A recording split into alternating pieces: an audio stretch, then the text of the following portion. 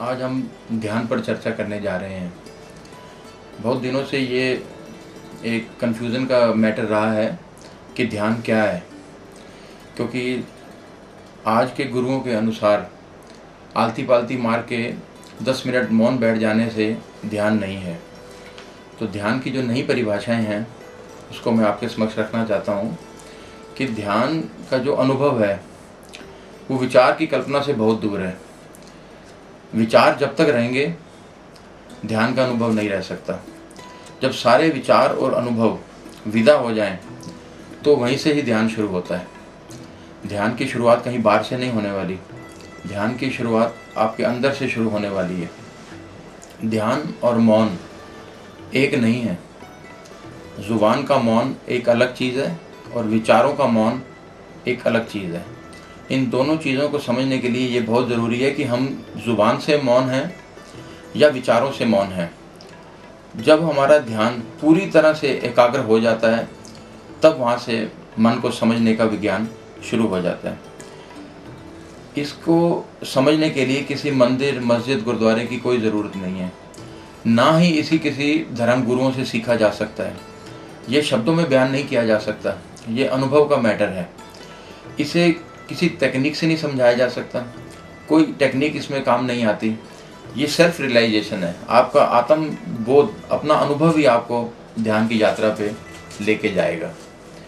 इस पर आप कोई राइट नहीं साबित कर सकते, ये कोई अधिकार नहीं है, कोई ऑनरशिप राइट नहीं है। ये सिर्फ महसूस करने की एक अलग सी एक कला है। ये स्वयं का निरीक्षण है। हम जीवन में इतने उलझे हुए हैं कि स्वयं का निरीक्षण कर ही नहीं पाते।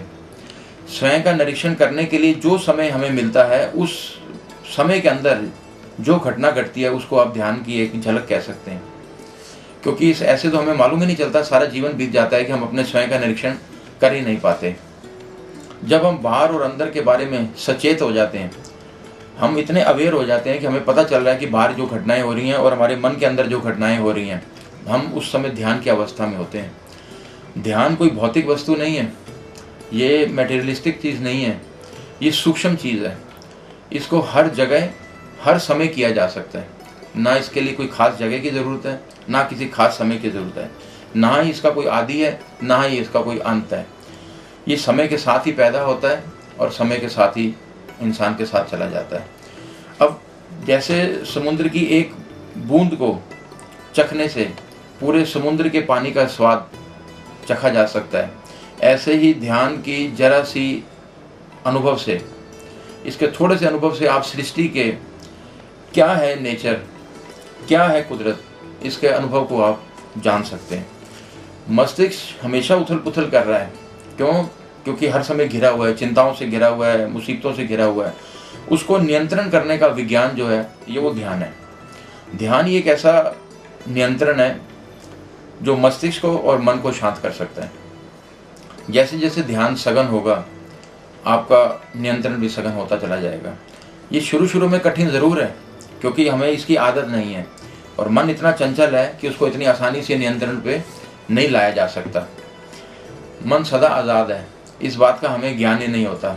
हम सारी जीवन में ये समझते रहते हैं कि हम बंधनों में बंधे हुए हैं।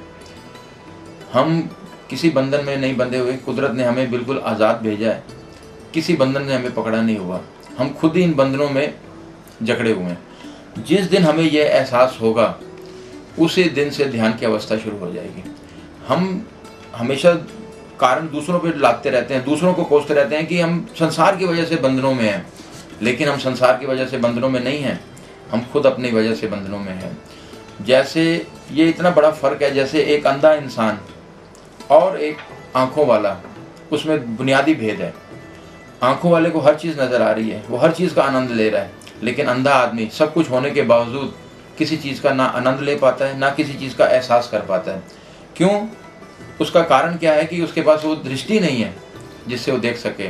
ऐसे ही ध्यान वाला आदमी, उसके पास एक अवेयरनेस है, एक दृष्टि है जिसकी वजह से वो आनंद ले पाता है। जो घटनाएं उसके सामने हो रही हैं उसको पूरी तरह से ऑब्जर्व कर पाता है। जैसे इसमें कोई गरीबी और अमीरी की कोई सवाल नहीं है।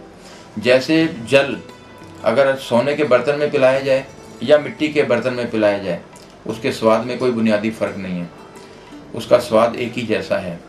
ऐसे ही ये कोई भी कर सकता है, इसमें कोई पैसे की, गरीबी की, कम पैसे की, इसमें कोई अवस्था नहीं है।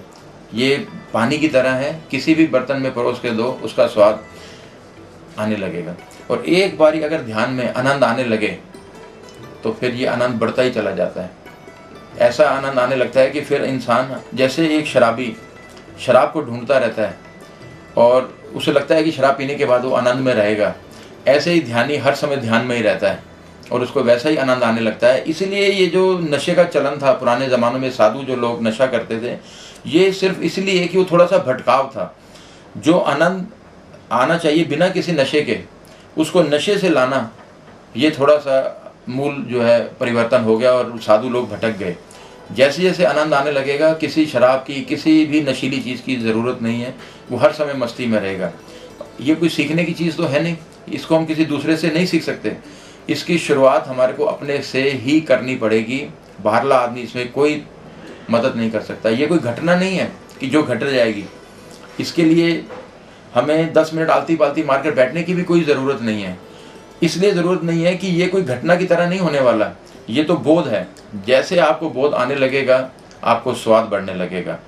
ध्यान करना आत्म सुधार है। इसमें बाहर का सुधार तो हो या ना हो, कुछ कहा नहीं जा सकता, लेकिन आपके अंदर का सुधार बहुत ज़रूरी है और वो होता चला जाएगा। जो कुछ भी हम समझ से अगर करेंगे वो ध्यान नहीं है, क्योंकि जो चीज़ ज्ञात है उससे छुटकारा पाना ही ध्यान है। इसीलिए जय कृष्णमूर्ति जी की जो किताब है फ्रीडम फ्रॉम नोन, कि जब तक हम जो चीज़ें जानते हैं उनसे छुटकारा नहीं पाएंगे, हम ज्ञान में आगे नहीं बढ़ सकते। अगर हमने समझ लिया कि गीता का ज्ञान ही आखिरी ज्ञान है, गुरु ग्रंथ साहब का ज्ञान ही आखिरी ज्ञान है, तो हमारी उन्नति जो है वो संभव नहीं हो पाएगी और हमारी उन्नति रुक जाएगी। ज्ञान सदा नया है। क्यों? क्योंकि संसार में हर समय जो घटनाएं हैं वो नहीं हो रही हैं। अगर हम आज से 50 साल पहले देखें तो कंप्यूटर नहीं था, तो हमारे पास कोई कारण नहीं है, कोई ऐसा साधन नहीं था कि हम आज 1 सेकंड के अंदर यहाँ से अमेरिका में कोई चीज़ अपनी भेजना चाहें तो भेज सकते हैं कंप्यूटर के जरिए। हम अपनी फोटोग्राफ भेज सकते हैं। कम्युनिकेशन इतना फास्ट हो गया, जीवन इतना बदल गया है। वो इसलिए बदल गया है क्योंकि उसकी कोई सीमा नहीं बांधी गई। अगर ज्ञान की सीमा बांध दी गई तो ध्यान की भी उन्नति बंद हो जाएगी। इसलिए ध्यान जो है वो आगे उन्नति का मार्ग है। जैसे जैसे आपकी समझ बढ़ती चली जाएगी, आपके दिमाग का जो है लेवल बढ़ता चला जाएगा। हमेशा हम जीवन में देखने में आया कि हम विचारों से घिरे हुए हैं। विचार हमें थका देते हैं। विचार हमें इतना थका देते हैं कि हम बिल्कुल शिथिल हो जाते हैं। उस विचारों के जब हम एनालिसिस करेंगे तो फिर हमारे सब्जेक्ट निकलने शुरू हो जाएंगे कि हमारे को विचार किस चीज़ के आ रहे हैं। हमें जिन जिन सब्जेक्ट्स पे विचार आ रहे हैं, ध्यान उस पर रोशनी डालता है और ये बताता है कि तुम व्यर्थ ही इतना चिंता कर रहे हो, व्यर्थ इन उलझनों में उलझे हुए हो। जीवन बहुत कीमती है, एक एक पल इसका बहुत कीमती है। उसको ऐसे विचारों के और थका देने वाले विचारों से बचने का नाम ही ध्यान है। जब हम इस सार को समझ जाते हैं तो ध्यान की शुरुआत शुरू हो जाती है। ये मन और विचार दोनों से मुक्त कराता है।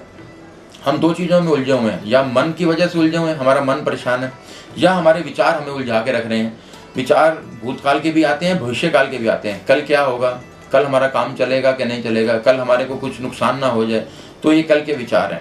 इन विचारों से और मन से मुक्त कराने का नाम ध्यान है। ध्यान का अर्थ यही है कि जो ज्ञात है, जो हम जानते हैं, जो नोन है, उससे छुटकारा पाना। छुटकारा क्यों पाना? क्योंकि उससे छुटकारा पाने के बाद ही हम दूसरे ज्ञान को ग्रहण कर सकते हैं। अगर हम एक ही चीज़ को पकड़ के बैठ जाएंगे तो उससे आगे हम पार नहीं जा पाएंगे। हमें सत्य की खोज करनी है और स्वयं करनी है। और जब तक हम धर्म गुरुओं के मंदिर, मस्जिद, गुरुद्वारों के चक्कर में पड़े रहेंगे तो ध्यान की अवस्था में कभी भी नहीं पहुंच पाएंगे। हमें इसके लिए कोई गुरुओं पे निर्भर रहने की कोई ज़रूरत नहीं है। ये हमारा स्वयं का अपना विज्ञान है। जब चाहे, जिस जगह चाहे इसका इस्तेमाल किया जा सकता है। इसको जानने के लिए किसी स्पोर्ट की कोई ज़रूरत नहीं है। सारी स्पोर्टों को दरकिनार करने का नाम ही ध्यान है। हम बिल्कुल किसी पर भी निर्भर होकर ना चलें। हम जीवन भर सुख और विलास की चीज़ें ही इकट्ठी करती रह जाते हैं। क्यों? क्योंकि हमारा मन जो है इन चीज़ों के प्रति क्यों आकर्षित है? क्योंकि ये शरीर का सुख भोग है, लेकिन इसमें आनंद नहीं है। सुख एक अलग चीज़ है, आनंद एक अलग चीज़ है। आप वस्तुओं से सुख तो ले सकते हैं, लेकिन आनंद नहीं ले सकते। आनंद आपको सिर्फ ध्यान से ही आ सकता है। और सब सुखी, जो सुख हैं जितने भी मटेरियलिस्टिक जितने भी हैं, भौतिकवादी, ये समय के गुलाम हैं। आज है कल नहीं है, लेकिन आनंद इस सब समय से पार है। इस पर किसी समय का कोई नियंत्रण नहीं है। ये एक रस है और अनंतहीन है, इसका कोई अंत नहीं है। ये एक बारी अगर इंसान के स्वभाव में आ जाए तो वो ऐसा ही जिएगा जैसे वो एकदम अलग सा रूहानी एक उसका एक अनुभव रहेगा। और इसमें सबसे बड़ी बात है कि ये किसी पर्टिकुलर चीज़ से नहीं आता, किसी पर्टिकुलर चीज़ पे नहीं करता, ये अपने आप अपने में ही सक्षम है।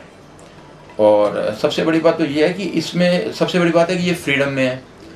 हमारा ध्यान हर समय एक फ्रीडम में है और वो फ्री है, किसी दबाव में नहीं है, किसी परेशानी में नहीं है।